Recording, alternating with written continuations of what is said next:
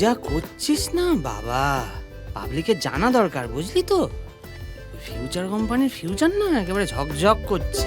Public জানতে পারলে না একেবারে লাইন দিয়ে লোন নেবে।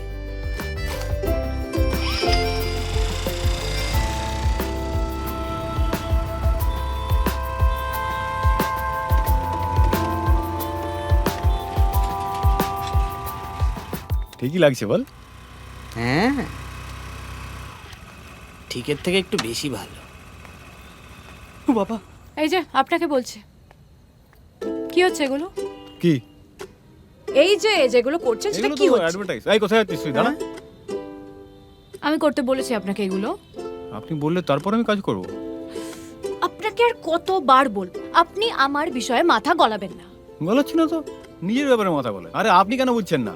আমি পোস্টার লাগাবো, তাহলে আরো বাচ্চা আপনার কাছে পড়তে যাবে, আপনার ইনকাম বাড়বে, আপনি কোম্পানিকে ইমা দিতে পারবেন, আমি কমিশনটা পাবো। কার লাভ হলো? শেষে নাকি একজন গুন্ডার কাছ থেকে হেল্প নিতে হবে।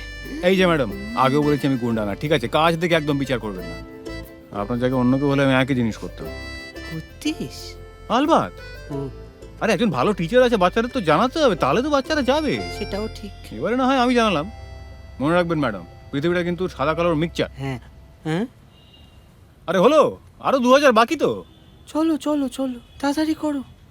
এখনো খুব অসুবিধা হচ্ছে না গুন্ডার থেকে হেল্প নিতে? এক কাজ করুন, কাল থেকে পড়ানো ছেড়ে দিন। সত্যি, বাড়ি বাড়ি গিয়ে বাচ্চাদের বলেন ঝিনুক ম্যাডাম আর পড়াতে পারবে না। সরি, কি হবে, বাচ্চাগুলো একটু কষ্ট পাবে, তাদের কি হয়েছে? গুন্ডার থেকে হেল্প নেওয়ার থেকে ভালো বাচ্চারা একটু কষ্ট পায়, তাই না? হয়ে গেছে? হ্যাঁ দাদা। চলো ওদিকে চলো।